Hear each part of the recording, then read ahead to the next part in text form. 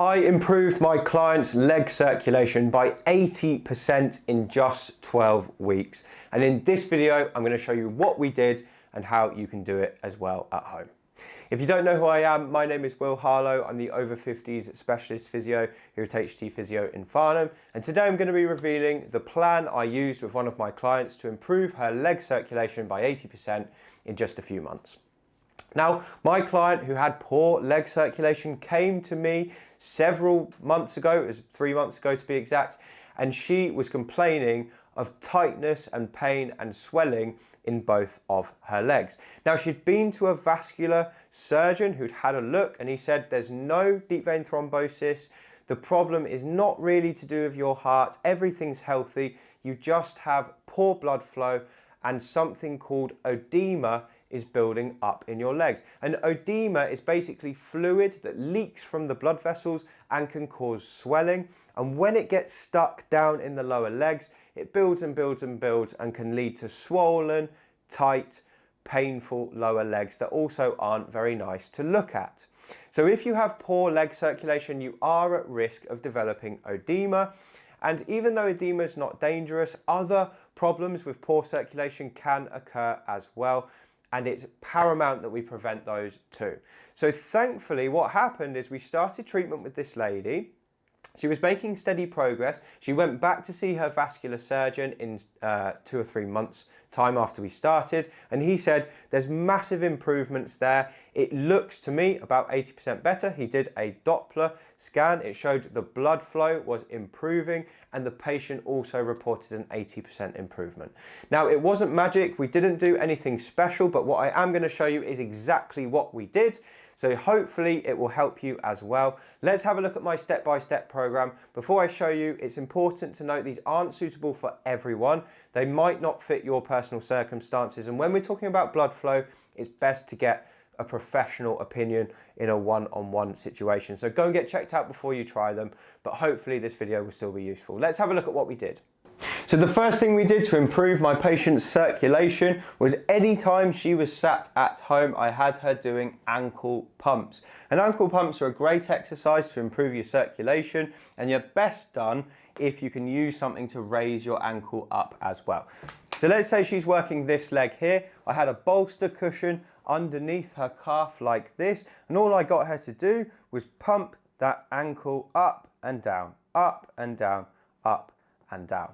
Now, if you look at the way I'm raised up, I've got my ankle hopefully an inch or two above my hip. So you want to get that ankle above the level of the hip. You can do this sitting like I am now. If you're on a sofa or something, that works well. You can actually do this lying down. So you don't necessarily need your body to be propped up. I could be lying flat and then I could still make this work using my bed, but it just works like this as well for me to show you in the video. Now, when that leg starts to get a bit tired, as it is likely to do, you're going to swap sides, especially if you've got swelling on both sides. So you swap over to this one and then up, down, up, down, up, down.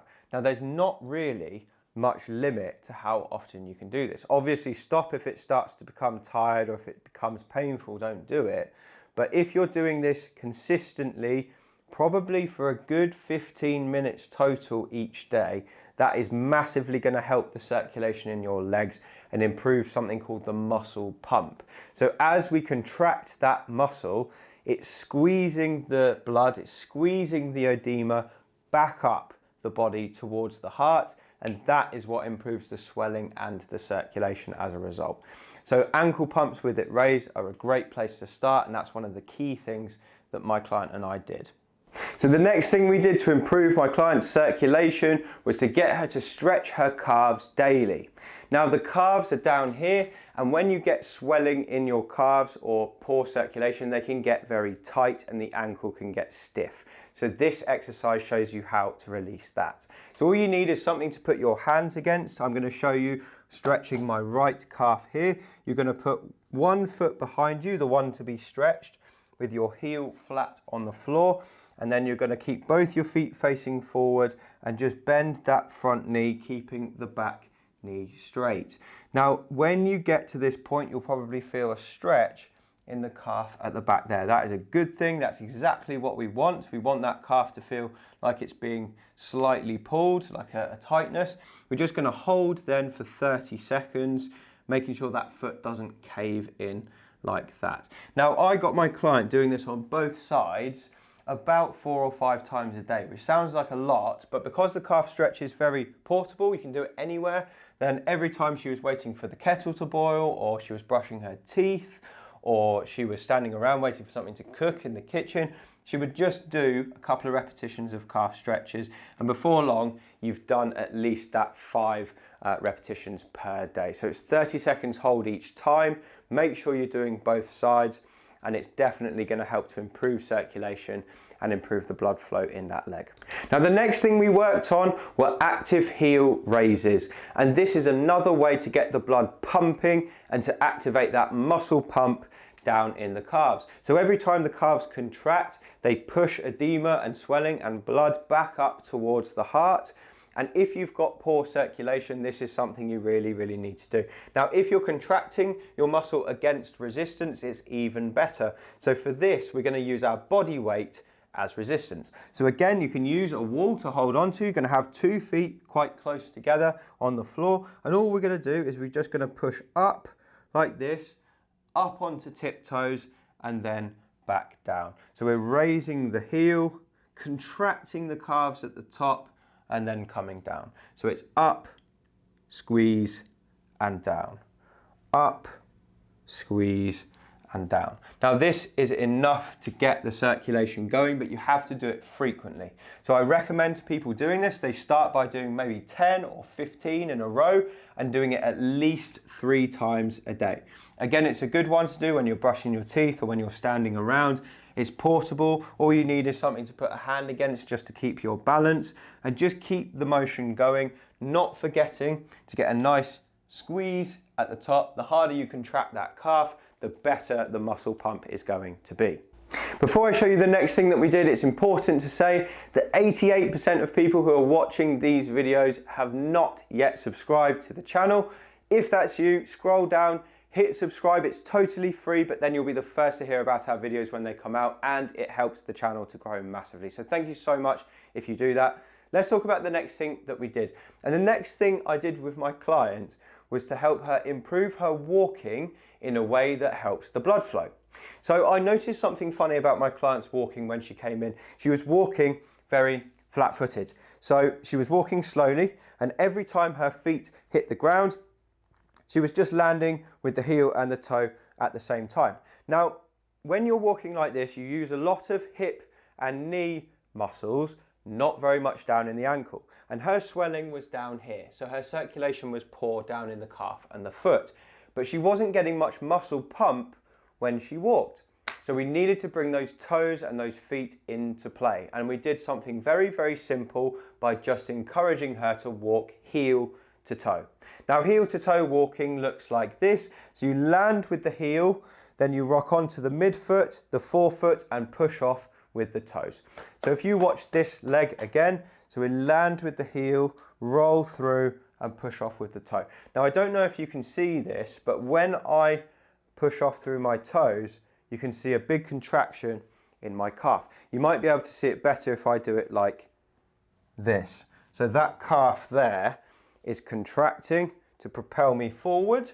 Obviously, I'm exaggerating here, but just making sure you're pushing off through the toes is enough to get that calf contraction, which means that the blood is going to be pushed away from the calf, back up the leg towards the heart. So if you find that you're walking very flat-footed, that's not helping your circulation. It's actually going to be not making it better at all. So instead, we need to really exaggerate the heel to toe movement, and that's really going to help things get flowing and the circulation will improve. Now, the next thing we did for my client was we got the muscles a bit higher up the leg working. And we did this with an exercise called mini squats. Mini squats, super simple exercise. I give this to a lot of my clients. It works hips and knees at the same time. Again, you don't really need anything to hold on to, but if you're a bit unsteady, you can have something here just to put your hands on. And all you're gonna do is you're just gonna bend forward and back up. So look at my hips and my knees. They're both moving together. So I'm sticking my bottom out and bending my knees at the same time. Now, if you watch my back stays straight. Even though it looks like I'm bending, my back here is straight. It's my hips that are doing the movement, and then I'm down and up and down and up. And this is activating the quads and the glutes. I'm not going so far down that I'm getting clicking in my knees, and if I have bad knees, I'm not going down far enough to aggravate. Sometimes I give people just 3 or 4 inch mini squats, because that's enough just to get the muscles going. If you can go a little bit deeper, that would be better.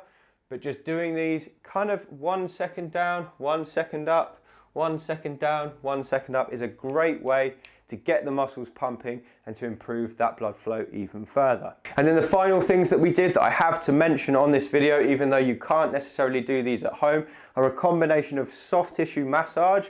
I was using effleurage techniques just to flush the swelling up and to loosen up those tight muscles. We did that about once a week for about half an hour.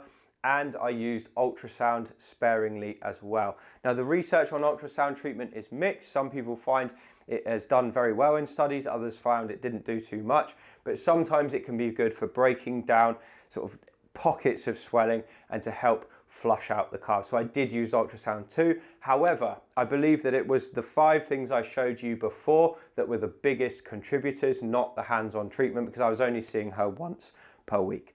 So that's how I improved my clients' circulation by 80% in 12 weeks. I hope that video has been useful. If it has, please leave a comment below. And if you want to get more from me, you can grab a copy of my book from Amazon. It's called Thriving Beyond 50. It's got loads more tips, tricks, and advice like this to help you improve your health in your 50s and beyond.